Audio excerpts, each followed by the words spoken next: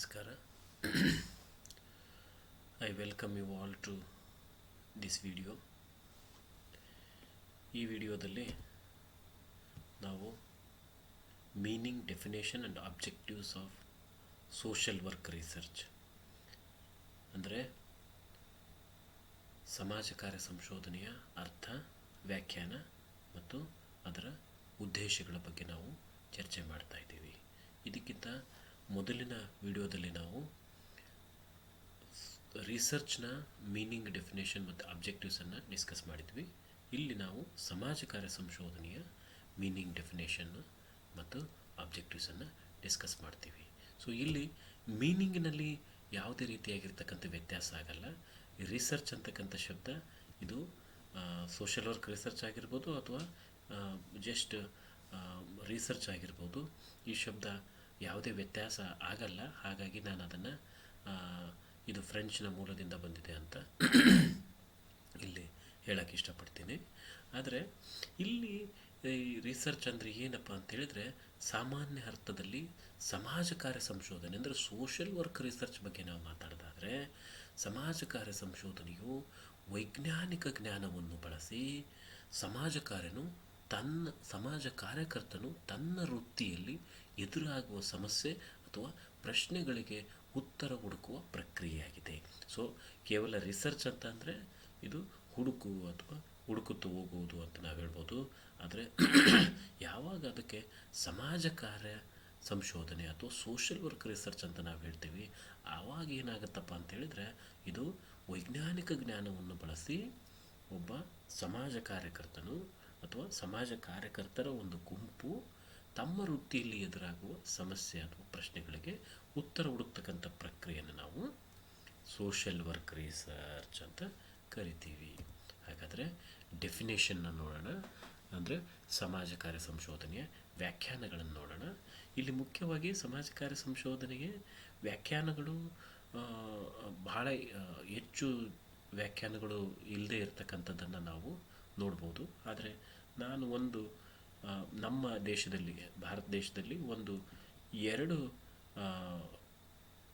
ತತ್ವಜ್ಞಾನಿಗಳು ಅಥವಾ ಸಮಾಜ ಕಾರ್ಯದಲ್ಲಿ ಪರಿಣಿತಿಯನ್ನು ಹೊಂದಿರತಕ್ಕಂಥ ಫಿಲಾಸಫರ್ಸ್ ಎರಡು ಡೆಫಿನೇಷನ್ಸ್ಗಳನ್ನು ನಾನಿಲ್ಲಿ ಪ್ರೆಸೆಂಟ್ ಮಾಡೋದಕ್ಕೆ ಇಷ್ಟಪಡ್ತೀನಿ.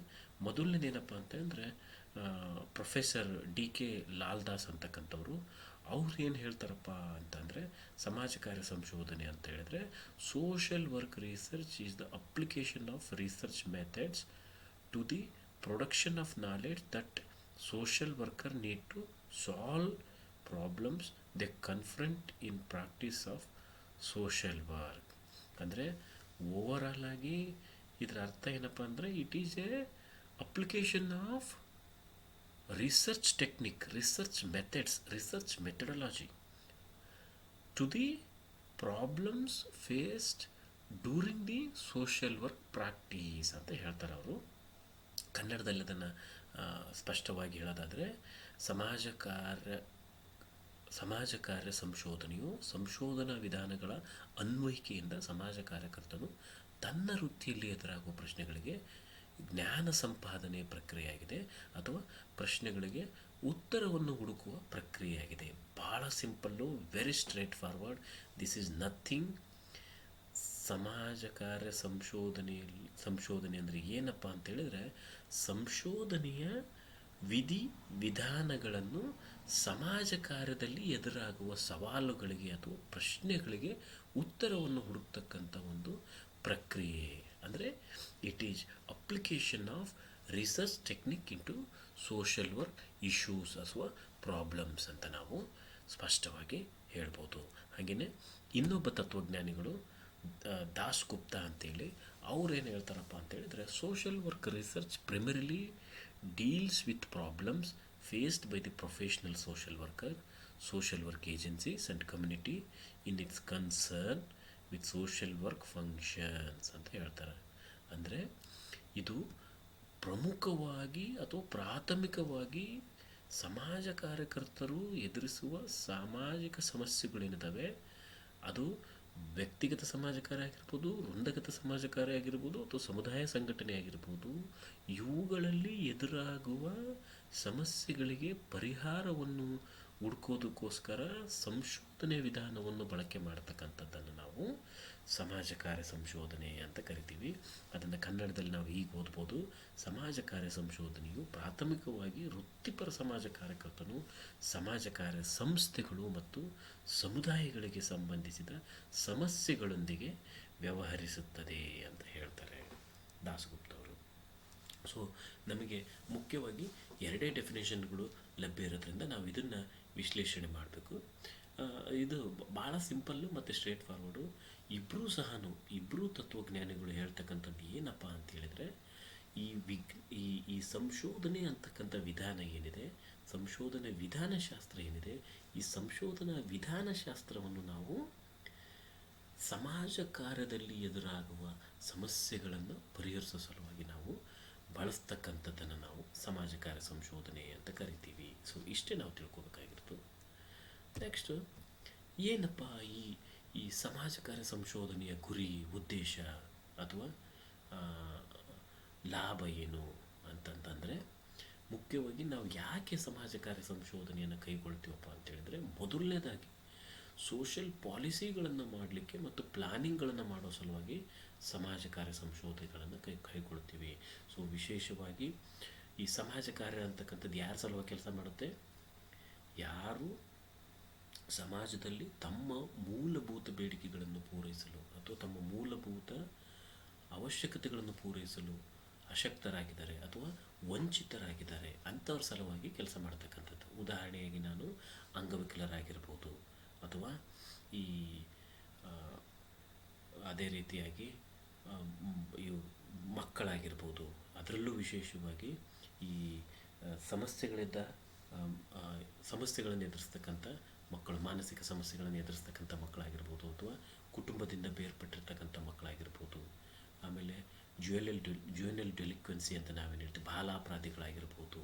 ಸೊ ಈ ರೀತಿಯಾಗಿ, ಅಥವಾ ಈ ವೃದ್ಧರಾಗಿರ್ಬೋದು, ಅಥವಾ ಟ್ರಾನ್ಸ್ಜೆಂಡರ್ಸ್ ಆಗಿರ್ಬೋದು, ಅಥವಾ HIV ಪೀಡಿತರಾಗಿರ್ಬೋದು. ಇಂಥವರಿಗೆ ಸಂಬಂಧಪಟ್ಟಂತಹ ನೀತಿ ಧೋರಣೆಗಳನ್ನು ಮತ್ತು ಯೋಜನೆಗಳನ್ನು ರೂಪಿಸೋ ಸಲುವಾಗಿ ನಾವೇನು ಮಾಡ್ತೀವಿ? ಸಮಾಜ ಕಾರ್ಯ ಸಂಶೋಧನೆಯನ್ನು ಕೈಗೊಳ್ತೀವಿ. ಸೊ ಅದೇ ರೀತಿಯಾಗಿ ಸಾಮಾಜಿಕ ವಿದ್ಯಮಾನಗಳ ಮೇಲೆ ಹೆಚ್ಚಿನ ನಿಯಂತ್ರಣ ಸಾಧಿಸುವುದಕ್ಕೆ ಇದು ಅಗತ್ಯವಾಗಿ ಬೇಕಾಗುತ್ತೆ. ಅಂದರೆ ಸಮಾಜ ಕಾರ್ಯ ಸಂಶೋಧನೆ ಬೇಕಾಗುತ್ತೆ. ಅಂದರೆ ಸಾಮಾಜಿಕ ವಿದ್ಯಮಾನಗಳು ಅಂತಂದರೆ ಇಲ್ಲಿ ಮುಖ್ಯವಾಗಿ ಬಾಲ್ಯ ವಿವಾಹ ಅಂತ ಆಗಿರ್ಬೋದು, ಅದೇ ರೀತಿಯಾಗಿ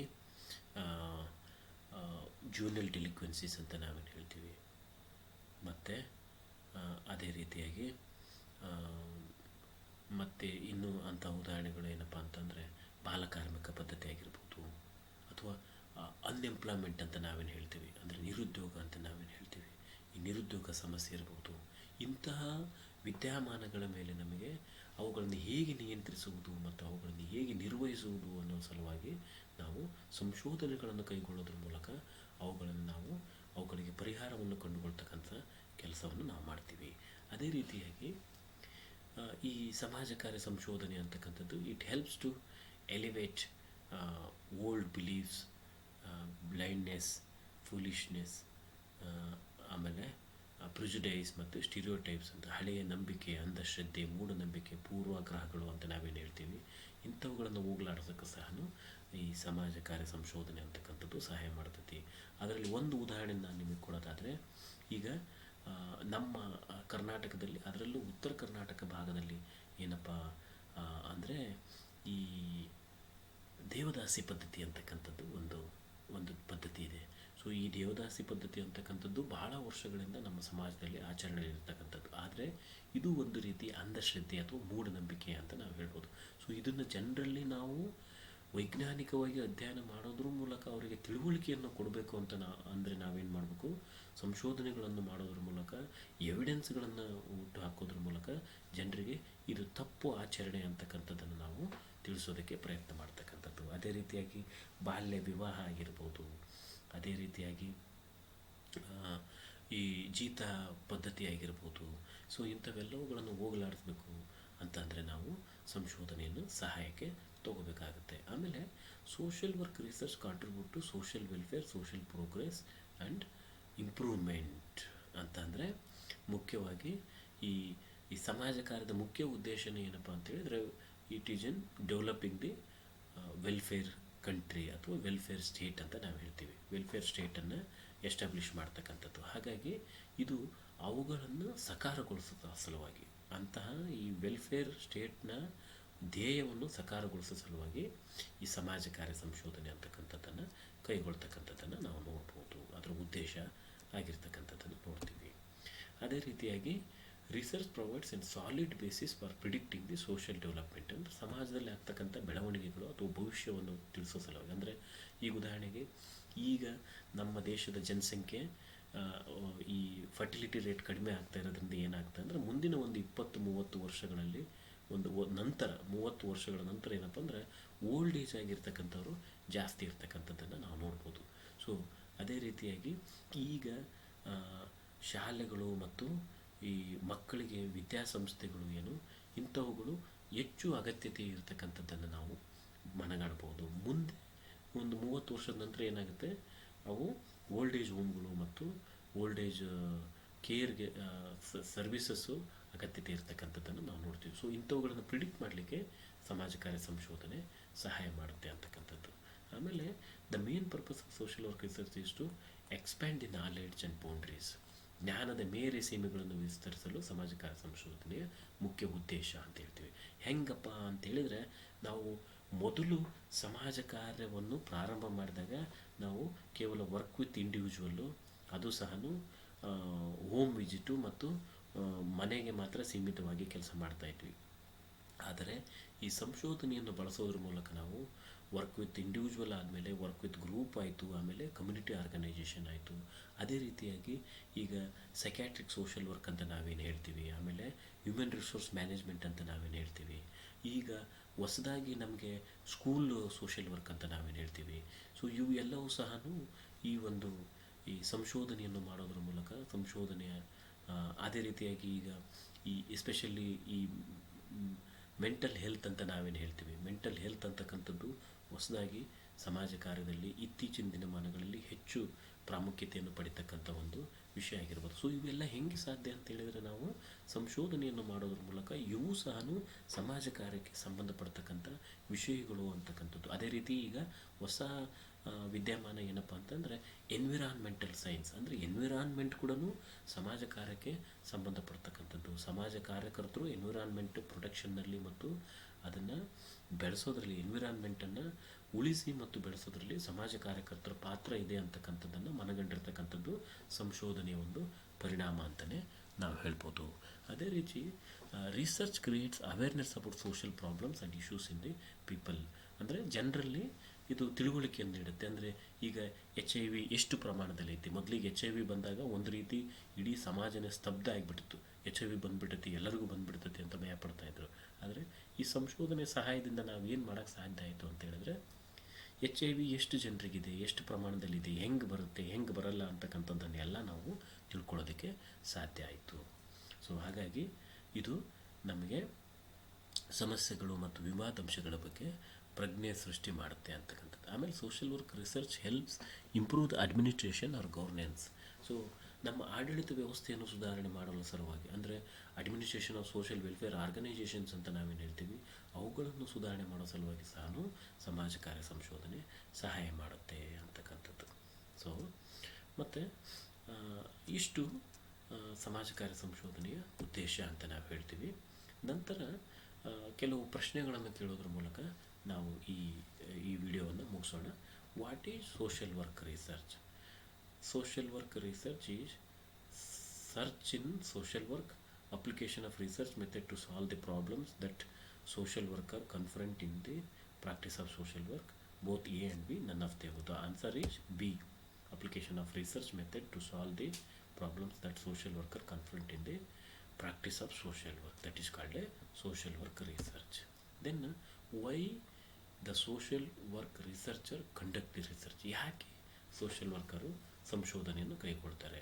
to discover answer to questions through application of non scientific procedure, to discover answer to questions to the application of scientific procedure a and b ಮತ್ತು none of the above. The answer is B. To discover the answer to questions through the application of scientific procedure. The objective of social work research is to dash, to examine, measure, evaluate all of the above. So answer is all. Andre the objective of social work research is to examine, measure, evaluate consequences of social work interventions. What helps building knowledge base for social work theory and practice? The answer is social work research helps building knowledge base for social work theories and practices. So ಇಷ್ಟು ಇವತ್ತಿನ ನಮ್ಮ ಈ ವಿಡಿಯೋದಲ್ಲಿ ನಾವು ಕಲಿಯೋದಕ್ಕೆ ಸಾಧ್ಯ ಆಯಿತು. ಅಂದರೆ ಮುಖ್ಯವಾಗಿ ನಾವೇನು ಕಲಿತೀವಪ್ಪ ಅಂತ ಹೇಳಿದರೆ, ಈ ಸಮಾಜ ಕಾರ್ಯ ಸಂಶೋಧನೆ ಅಂದರೆ ಏನು, ಸಮಾಜ ಕಾರ್ಯ ಸಂಶೋಧನೆಯ ಅರ್ಥ ಮತ್ತು ಸಮಾಜ ಕಾರ್ಯ ಸಂಶೋಧನೆಯ ಉದ್ದೇಶ ಏನು ಅಂತಕ್ಕಂಥದ್ದನ್ನು ನಾವು ಕಲಿಯೋದಕ್ಕೆ ಸಾಧ್ಯ ಆಯಿತು. So thank you so much.